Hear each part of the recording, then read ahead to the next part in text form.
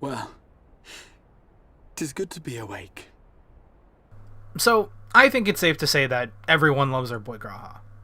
With 5.4 on its way and the official end of Shadowbringer's story having been out for a bit, I think it's about time I made due on my promise to talk about our boy G'raha. As one of the most, if not the single most beloved characters after coming back for Shadowbringers, I'm going to try to take a look at why we love our boy so much, and how SE made G'raha one of the best characters in the game. First, let's take a look at G'raha's personality.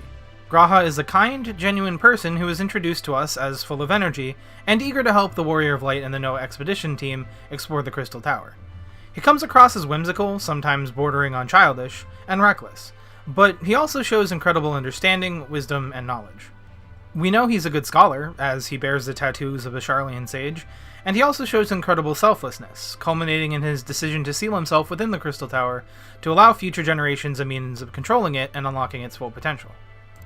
Later as the Crystal Exarch, G'raha shows an incredible desire and resolve to defend the last bastions of humanity on the First.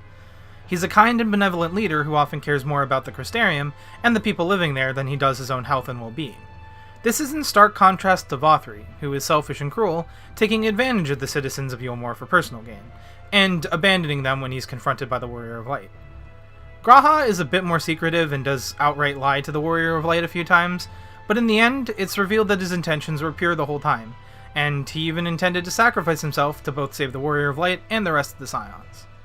But it's more than just G'raha's genuine personality that I think endears him to the player base. After all, there are other kind, genuine, and selfless individuals in the story, but not all of them are as universally beloved as our boy here. I think a large part of this is due to G'raha's unique role in the story.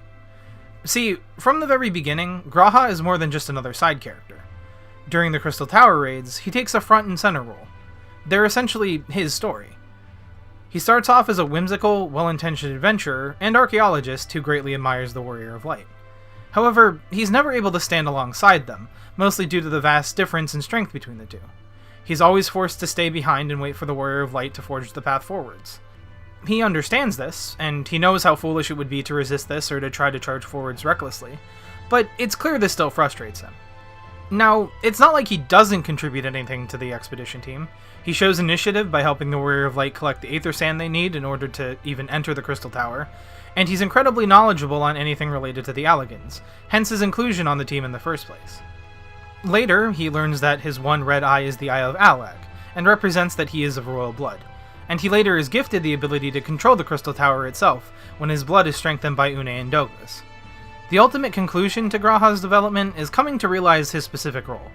He isn't the Warrior of Light, and he never will be, but just as the Warrior of Light uses their unique strengths and abilities to aid others, so too must G'raha use the gifts bestowed upon him, the ability to control the tower, to aid others in the future. So he seals himself away as part of his duty. This is where his story could have ended, and I think a lot of us expected it to. Not many characters from raids and side quests returned in any prominent light later on, and I don't think anyone would have complained if we never saw G'raha again. I mean, that was the expectation, that he was sealing himself away so he could serve as a guide for future generations who could better understand the Allagan technology. But then, he does return, and come on, be honest. If you did the Crystal Tower raids before Shadowbringers, back before it was mandatory, there's a 90% chance you suspected that the Crystal Exarch was G'raha to you. I mean, a mysterious individual connected to the Crystal Tower who can control it and appeared alongside it when it first showed up in the first. Yeah, no, there was pretty much no way it wasn't G'raha. In Shadowbringers, G'raha's role is much more aligned with the other supporting characters we encounter in the story. Unlike his first role during the Crystal Tower raids, where he was working alongside us rather than the one coming up with the plans or telling us what to do, now G'raha is definitely the guy in charge, instructing the Scions and the Warrior of Light on how best to handle the Light Wardens.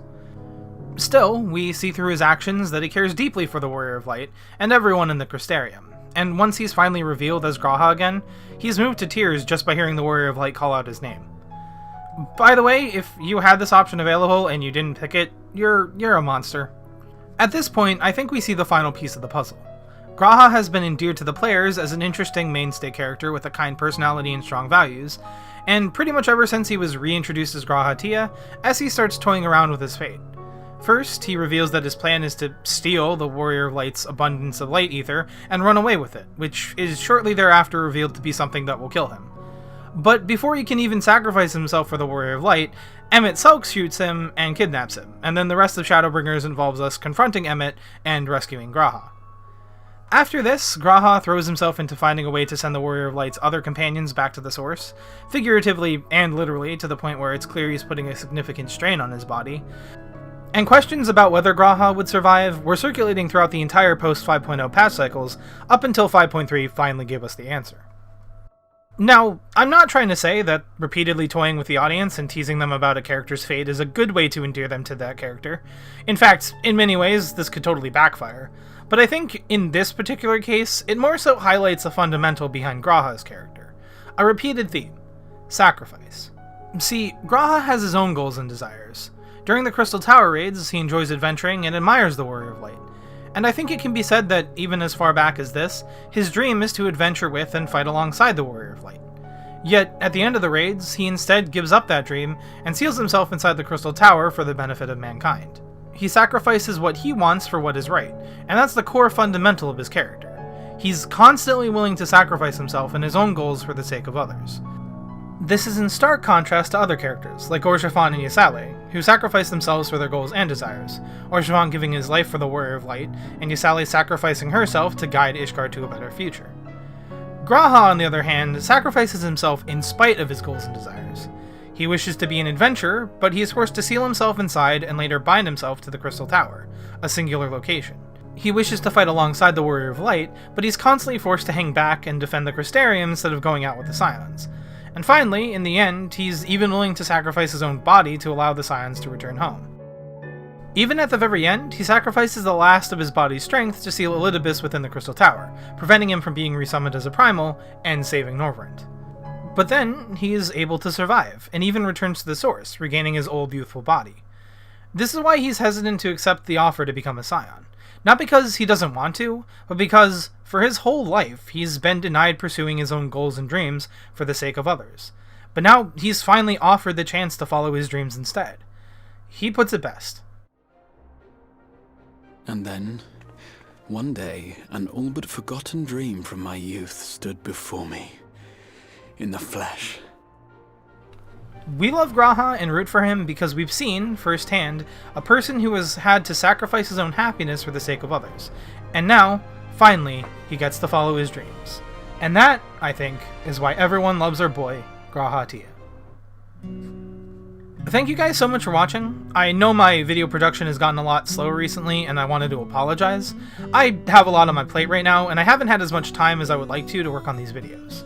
I might not be able to upload as often, but I'll try to upload when I can, and do keep in mind I do stream on Twitch twice a week. I had this dumb thing where the link to my Twitch channel was broken down in the description in like all my videos, but I have since fixed that, and I have gone in and updated my stream schedule. I used to stream on Wednesdays and Fridays, but due to scheduling conflicts and other factors, I'm switching that to Tuesdays and Saturdays, starting at the same time at 9 PM EST. I mostly stream Final Fantasy XIV, where I raid and do other things, so do be sure to check me out on there. Anyway, I hope you guys enjoyed the video. If you did, be sure to leave a like, drop any questions, suggestions, or comments down below, and be sure to subscribe for more Final Fantasy XIV lore content. Once again, thank you guys for watching, and I'll see you all in the next one. Peace out.